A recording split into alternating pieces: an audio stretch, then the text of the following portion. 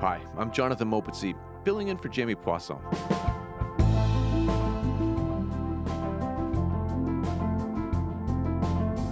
We've covered the U.S. Israel relationship on this show before, but today we're focusing on the theology that motivates millions of American Christians to provide unflagging support for the Jewish state. It's called Christian Zionism, a belief that predates the State of Israel and which sees U.S. Israel relations through the lens of a biblical prophecy about the end times. Its adherents are deeply embedded in the Republican Party and the MAGA movement. From senators like Ted Cruz, Lindsey Graham, and Tom Cotton. Growing up in Sunday school, I was taught those who bless Israel will be blessed, and those who curse Israel will be cursed. A word of warning. If America pulls the plug on Israel, God will pull the plug on us. To former Vice President Mike Pence, Florida Governor Ron DeSantis, and Trump's current ambassador to Israel, Mike Huckabee. We believe the Bible, and therefore, that connection is not geopolitical. It is also spiritual. With nearly 80 million evangelical Christians in the U.S., they are the country's largest religious group and one of its most powerful voting blocs. And while not all evangelicals are Christian Zionists, they are the American religious group most likely to express favorable views of the State of Israel. Daniel Hummel is a scholar of Christian Zionism and author of Covenant Brothers, Evangelicals, Jews, and U.S.-Israeli Relations. He joins the show today to explain the tenets of Christian Zionism. He'll tell us how this theology became such a key political force in the United States and why it's driving U.S. policy in the Middle East.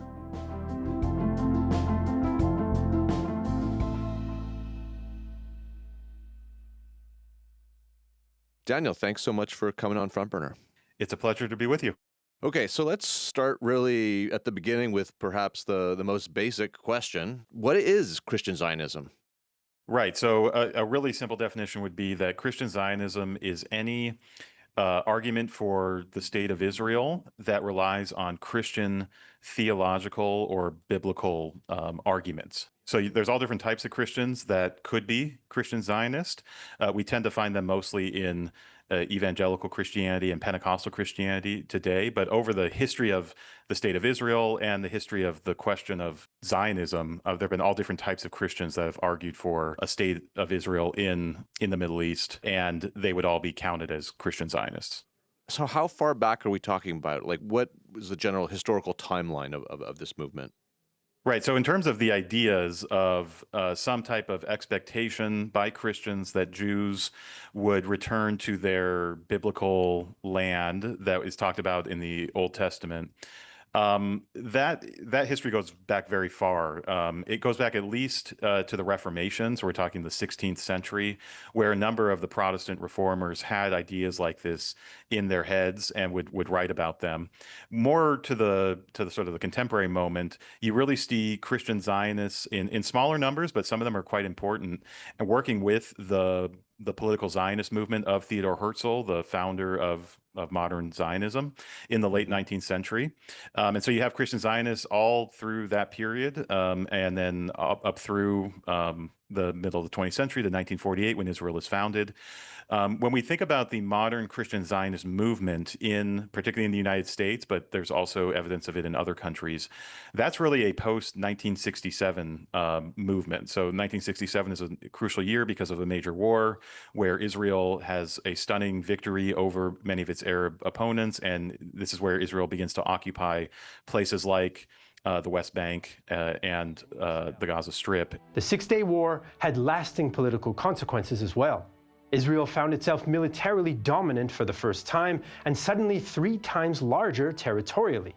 Palestinians in Gaza and the West Bank, hoping war would lead to independence, instead found themselves under Israeli occupation. For many Israelis, the war was a miraculous retelling of the David and Goliath story. In the Arab world, the war becomes known as the Naksa, or the setback. And so you see a massive grassroots movement emerge after the 1967 war in places that, like the United States, among evangelical Christians. So that movement is much newer than the ideas of the movement that go back many, many centuries. I want to get you to talk a bit more about that kind of Pentecostal version of Christian Zionism, and particularly its view of the end of time narrative and where Jews fit in within that vision? So many Pentecostals, along with many evangelical Christians, have inherited a type of end times view. We call that eschatology in sort of theological terminology, a view of the end times that really features heavily the Jewish people and the state of Israel. The idea is that the next era after our current era is really going to be focused on the nation of Israel, and in particular, the way that God's going to establish his millennial kingdom in Jerusalem, in like the physical, literal city of Jerusalem today, and that he will be the king, so to speak, of Israel. And the particular dispensationalist system believes that the next thing that's going to happen in the world, prophetically speaking, is that God will rapture the church or take the church away from the earth. And that will allow God to begin working directly with Israel again. And there will be a series of horrible things happening to Israel and to the rest of the world. There will be a one world dictator that is often talked about as the Antichrist. There will be a massive culminating battle in Israel called Armageddon. There are two major wars that are going to be fought in Israel before the end of time. And that war is the Gog-Magog war, which you see happening right now. And 3.5 years later, the Battle of Armageddon, a massive army led by China, the Bible says, with 200 million people.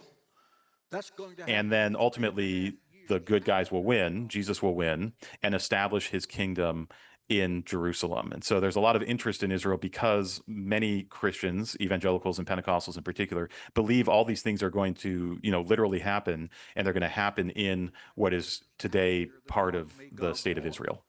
God Almighty is the defender of Israel.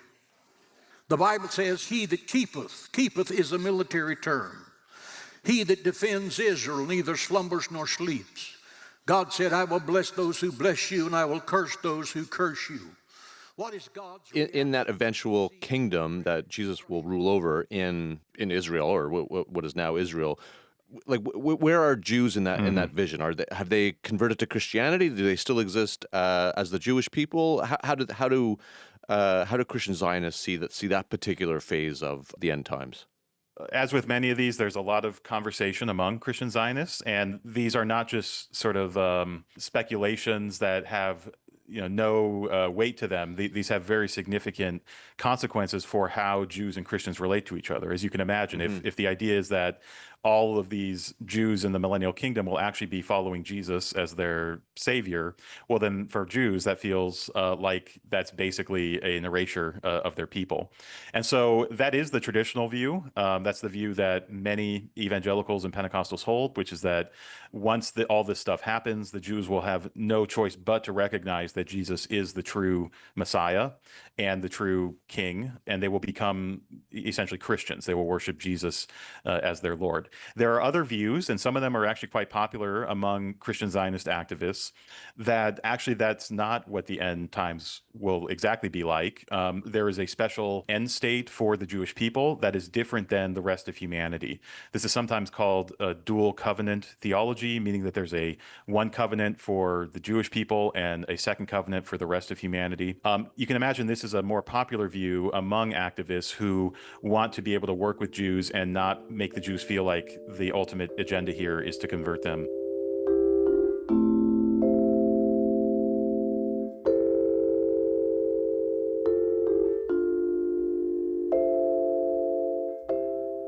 And I'm wondering also how we should think about Christian Zionism within the larger evangelical movement in the United States. Like, are Christian Zionists a certain subset of evangelical Christians? Yeah, they are definitely a subset. So even this theology we've been talking about, this dispensational theology, this is popular, but by no means the only theological tradition in modern American evangelicalism. So even within American evangelicalism, there's a wide variety of views on Israel and the Middle East.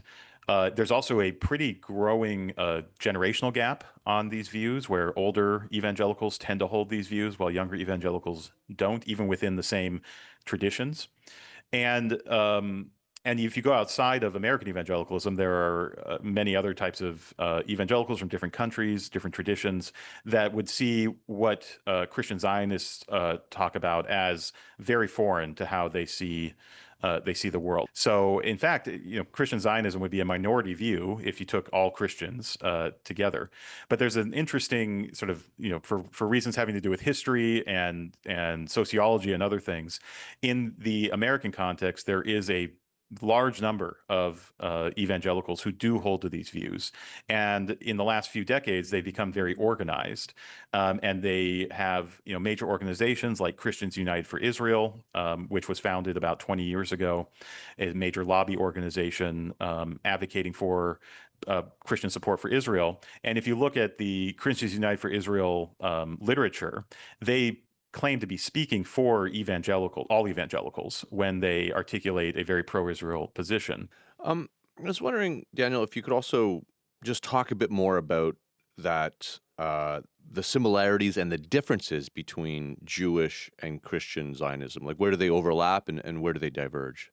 Certainly today, there's a lot of overlap between the Christian Zionists who are politically active in the U.S. and the current Israeli government as represented by Netanyahu and the parties in his coalition. There's definitely a sense of what you might call a maximalist view of Israel's right to the land that includes a desire to control all of the West Bank, the idea that Israel has not only sort of a right through conquest of the 1967 war to control the West Bank, but they have a right based on their ancient lineage and heritage of that land to actually control it and annex it as part of Israel.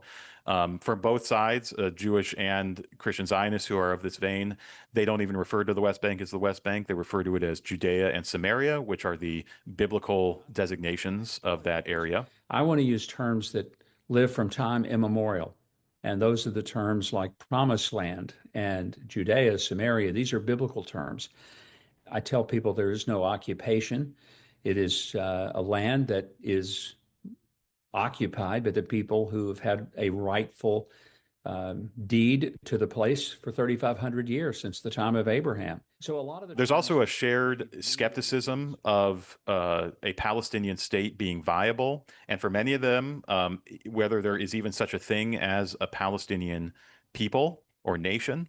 Mike Huckabee, the current U.S. ambassador to Israel, who's a longstanding Christian Zionist, has been pretty open about his skepticism that there is a Palestinian people that deserve a nation. I mean, there really is no such thing as, and I have to be careful in saying this because people will really get upset, there's really no such thing as a Palestinian. There's not. Arabs and Persians, you don't, and there's such complexity within that. There's really no such thing. That's been a political tool to try to force land away from Israel. And that's something that he shares with many Israeli Zionists as well. And then one third similarity is that both Christian Zionists and you could say Jewish Zionists, or particularly the Zionists that are leading Israel now, they have a shared sort of analysis of Israel's enemies. They are quite fixated on the nation of Iran, which we've seen recently in the news. There's a concern about these networks of terrorist groups or non-state actors that include Hezbollah and Hamas and others. Under that is a deep suspicion of Islam and its compatibility with sort of allowing a Jewish state, allowing the state of Israel. I'm interested also, Daniel, in the way that Christian Zionism has manifested itself as a kind of political movement. And, I understand you've been on these tours of Israel that are organized for evangelical Americans. Trump's ambassador, Mike Huckabee, Trump's ambassador to Israel, that is, Mike Huckabee, he's actually led dozens of these tours himself. They're sometimes compared to what Birthright is for young North American Jews. What is the purpose of these trips? Like, what do they accomplish? What happens on these things? So, yeah, Mike Huckabee's been giving these tours for decades and decades, and maybe a short story about one of his tours illustrates what they're trying to accomplish. So, on many of his tours, he's the leader, he's the tour guide, so he gets to set the agenda. And often the tours, after you land in Tel Aviv, you drive to Masada, which is a sort of a popular site in Israel. It's up in the desert. It's got a great view. It's sort of up in a mountainous area, and it's the site of a Jewish resistance group that held out against the Romans in the 70s, back when the Jews were rebelling against the Roman Empire. And so this is an entirely non-Christian site, but he will take them there. He'll take his Christian tour groups there. Mike Huckabee will, and he will lead them up to the top, and they will do a couple things. One is they'll sing a hymn. "A Mighty Fortress Is Our God." It's a classic Christian hymn. Deep God and great might are his dread arms in fight. On earth is not his equal. We'll sing verse 2. The other thing he'll do is he'll give them a history of Masada, and the sort of very Jewish history of the place, and then he'll tell the tourists. He says, welcome home. This is your homeland, just as it is the Jewish people's homeland, because this is the land of Christ. And his point there is to try to get these Christians who are coming usually from parts of the United States to really see Israel as a second homeland, as their spiritual homeland. If they have a sort of legal or citizen homeland in the U.S., this is their spiritual homeland, and so they should be deeply invested in the sort of fate of Israel. And they should also internalize the history of Israel and the Jewish people as part of their own history. Most Americans, they simply cannot appreciate how small geographically Israel is, how vulnerable it is, and how much it means to have the American support so that it may maintain its integrity, not only in terms of geographical borders, but for its own security and for the safety of its people, and how interrelated we are. The United States and Israel mirror each other in so many ways. If you're a Christian, you inherently care about the Jewish people, and ideally for him, that would be vice versa as well, that Jewish people should care about the fate of Christian people as well. But this would be an entirely surprising view for most of Christian history, where Christianity and Judaism were contrasted with each other. Christians tended to persecute Jews, tended to see them as outsiders, as cursed, and ultimately as having lost God's favor. And that view has been credited with many horrible things in European history, culminating in the Holocaust, where plenty of scholarship has shown that these views that Christians have held about Jews played into at least the easy road the Nazis had in perpetrating their anti-Semitism.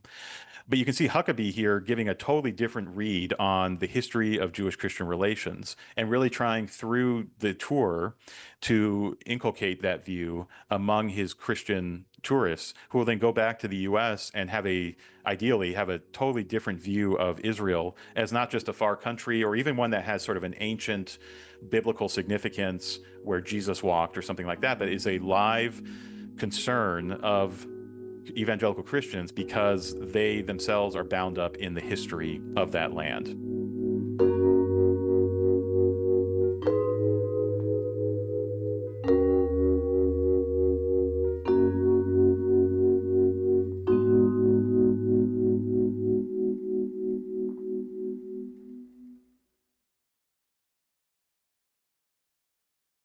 Let's talk a bit more about the political dimension of the Christian Zionist movement.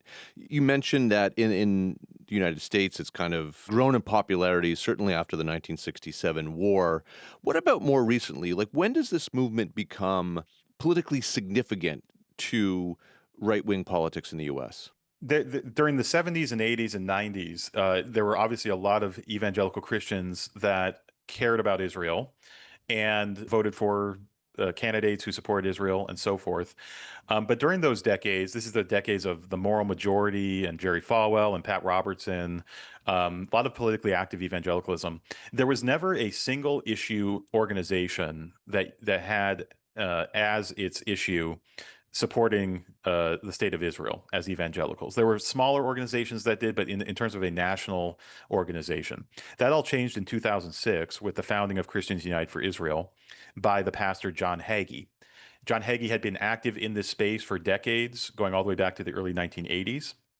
And in 2006, in part because 2006 was when was one of the times that the Iranian government sort of announced that they were starting up their nuclear weapons program again, Hagee decided to found Christians United for Israel as the first national single-issue organization on this issue. Verse, Isaiah 62:1, for Zion's sake, Zion is Israel, for Zion's sake I will not remain silent.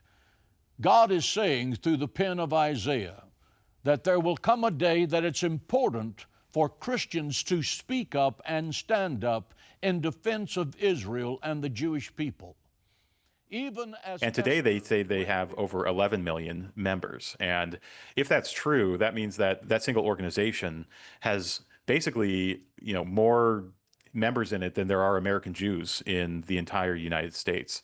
And just gives you a sense of how many evangelicals there are in the United States, because that is not even the majority of evangelicals are part of that organization.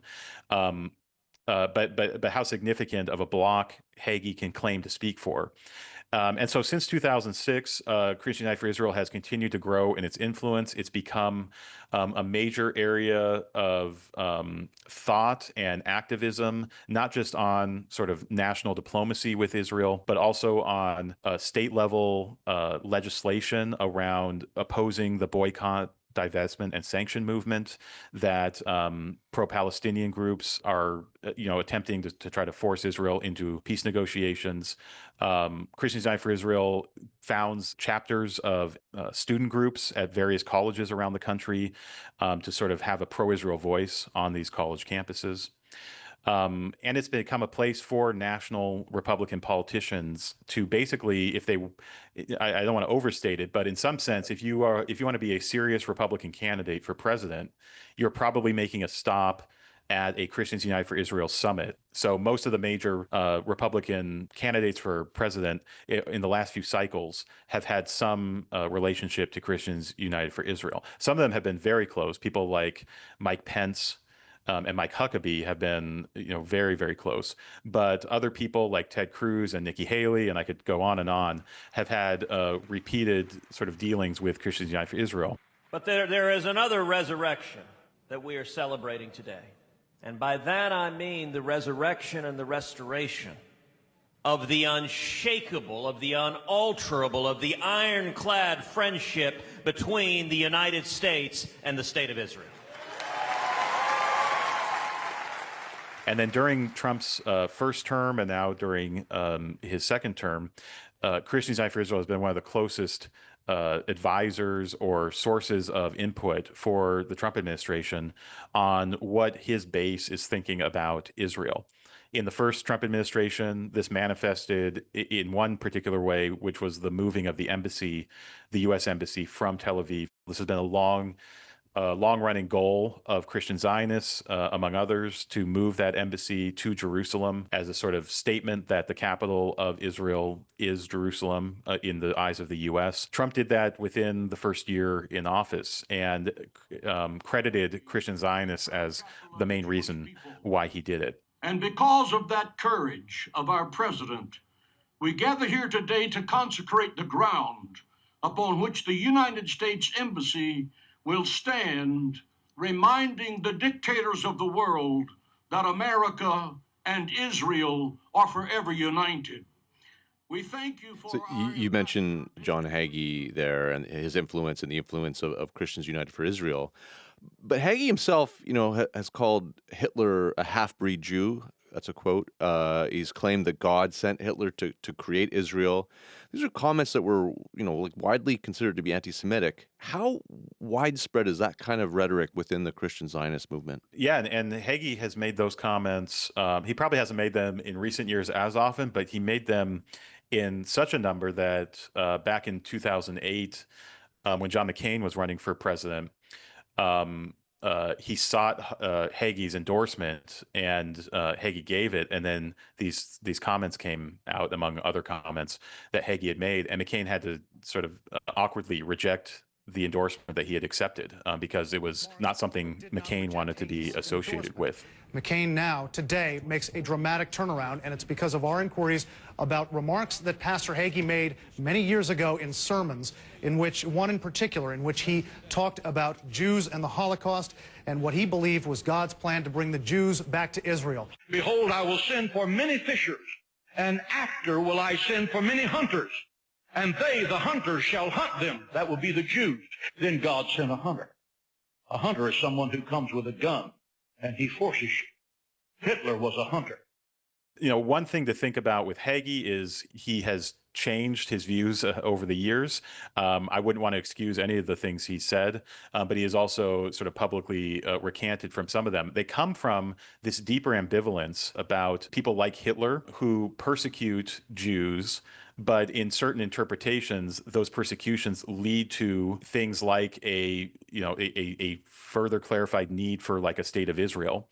That someone like Hagee, who sees God at work in all things, including things that might on the surface seem very evil, but Hagee would say they all work together for God's good. He sees God's agency behind the persecution of Jews as well, because he ultimately thinks that the prophecies are going to be fulfilled in the way they've been interpreted. But there are many, many Christian Zionists who have a similar view that they don't think Hitler was a good guy or anything like that, but they do see the persecution of the Jewish people as some part of God's will.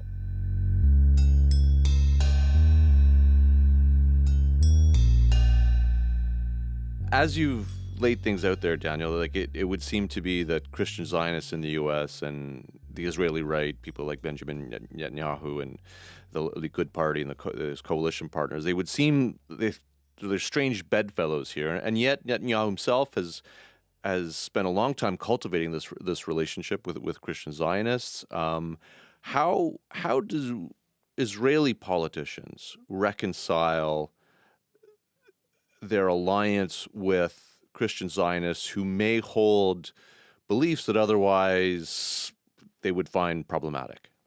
Yeah, I think a lot of it is a pragmatism that Israel is always on the lookout for allies, particularly in the U.S., because the U.S. is such an important part of Israel's foreign policy. And Christians have been there for close to 50 years now in an organized fashion, and they've become a very important part of American politics. And so there's a lot of pragmatism to the relationship. There's a lot of willingness to let some of these controversial issues become side issues to the core issue of coordinating the sort of diplomatic, PR, and even military defense of Israel. There's a sort of class of very polished and competent activists and organizers in the Christian Zionist space that occupy organizations like Christians United for Israel, also organizations like Bridges for Peace, which is another one of these big American-founded organizations. Another one is the International Christian Embassy in Jerusalem. These all become sort of part of the ecosystem of Christian Zionist support. And they're all staffed by very competent and very measured people who, by measured, I mean they know how to interact with both Christian and Israeli communities in a very, you could say, politically productive way. And so when the Israeli government is dealing with those people, they're dealing with professionals, and they're dealing with people who understand Israeli society, understand how to say things in ways that don't cause controversy.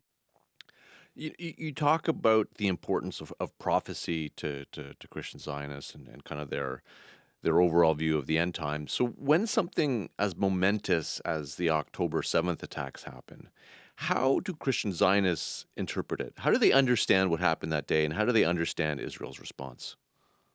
Their immediate response, which we saw in a number of sermons that were delivered the Sunday right after October 7th, was to try to fit in the event into a pretty distinct or specific timeline, prophetic timeline, and to start to begin to speculate on what would happen next based on the apparent fulfillment of prophecy that October 7th had done as sort of a function. God is going to laugh and ridicule these armies that come against Israel. And then he says, he will break them with a rod of iron and shall crush them to pieces like a potter's vessel. Hello, China, Russia, Iran, Turkey. The day you lift your hand to attack Israel, God Almighty is going to crush you. For many of us, as we see supporters of the Palestinians and opposition to Israel's war in Gaza as a justice issue, Christian Zionists see it also as a justice issue, but they see it from the other perspective. And so the way they interpreted October 7th was as both revealing the evil of Hamas and of all of Israel's enemies in the Middle East, and giving Israel the warrant to really pursue its national interest in Gaza to the full extent that the state deemed its national interest was at stake. And this is one of the dynamics that Christian Zionists have tended to go to over the recent decades, is more than any specific policy proposal or any specific peace plan, Christian Zionists have really deferred to the Israeli government to decide what is the goal of a given war or a given peace process or a given policy. And some would look at that and say, sort of derogatively, that it's like a blank check diplomacy. Basically, whatever Israel does, Christian Zionists are going to support. That's more or less, I would say that's more or less accurate. But the more sympathetic way to portray that is that Christian Zionists are acknowledging that the Israeli government knows its interests better than Christian Zionists do. And so the role of the faithful Christian is to support the state of Israel rather than dictate to the state of Israel its policies.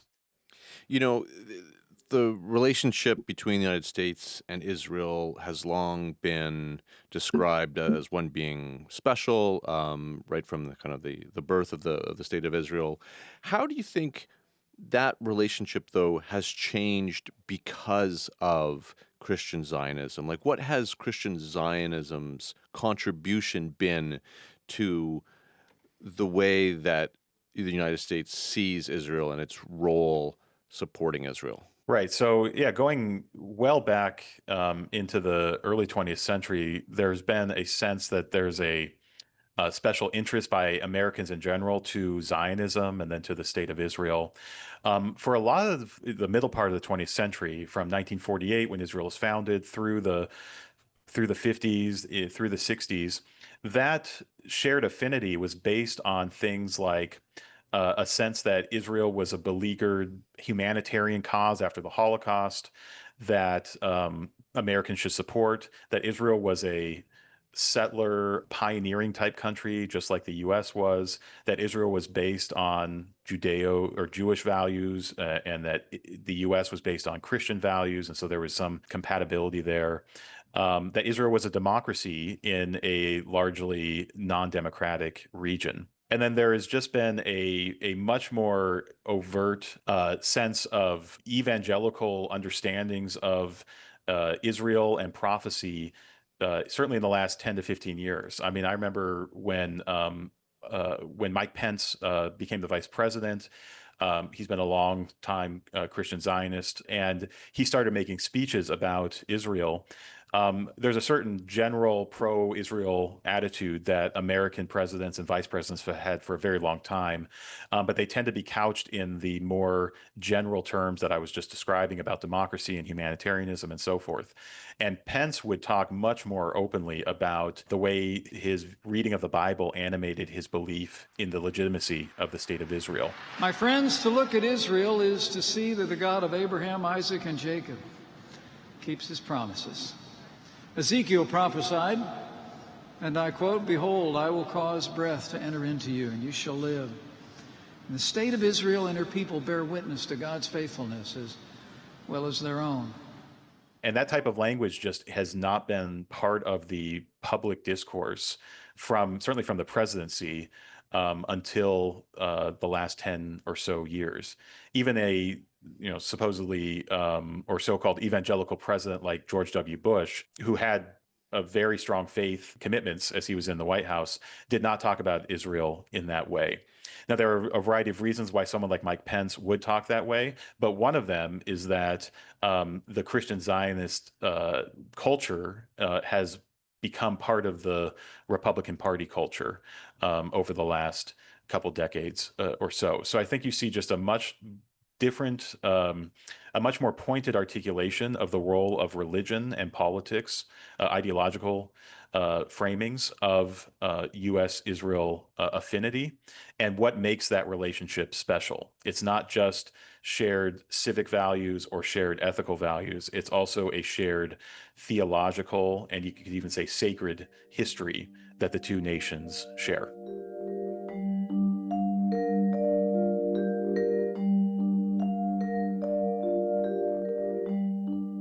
You know, another irony here for me is the other party to this conversation, the Palestinians. The Palestinians, right, they represent one of the oldest Christian communities in the world. And by all accounts, Palestinian Christians have been killed in the occupied territories over the last 2 years. Many have also been forced to flee. How is it that the Bible compels U.S. evangelicals to express all of this support and solidarity for the nation of Israel, but not their fellow Christians in Gaza or the West Bank? Yeah, this is one of the puzzles that continues to occupy a lot of observers. You know, one of the pieces to the puzzle is that while there, as you mentioned, the Palestinian Christian community is very old and very, you could say, distinguished. I mean, Bethlehem is part of the West Bank. It's the birthplace of Jesus. But most of those Palestinian Christians tend to be Orthodox Christians. So they tend to come from a different tradition than evangelicalism. And in a real sort of base way, they are very different Christians. They dress differently, they talk differently, they practice their faith very differently. So there is a strained relationship just within the Christian world between evangelical Christians and Orthodox Christians on a number of theological and cultural points.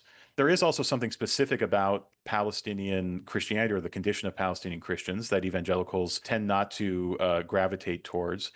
Part of that is the theology of Palestinian Christians, because quite understandably of their situation, they tend to be highly skeptical of any theological argument for the state of Israel, and evangelicals tend to find those arguments really compelling. Evangelicals also tend to really interpret the state of Israel as a victim, as an underdog, and as still a post-Holocaust solution to the problem of anti-Semitism. This is something that was really at the forefront during the 60s and 70s when the Christian Zionist movement was forming, much closer to the time of the Holocaust, but really a sense that Christians had failed to protect the Jewish people during the 1930s and 1940s, and that it was really incumbent upon Christians of that era and up till today to be ever vigilant in protecting the Jewish people.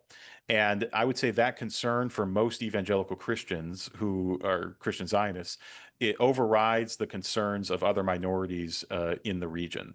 I will say this is one of the trends we see with younger evangelicals, is that they tend to identify much more with the Palestinian perspective on the Arab-Israeli conflict. They tend to see Palestinians as the victims and Israelis as the occupiers and aggressors. And that leads to much more sympathy with the Palestinian people, Christian or not. Daniel, thanks so much for coming on the show and sharing those insights with us. It's been a pleasure talking to you.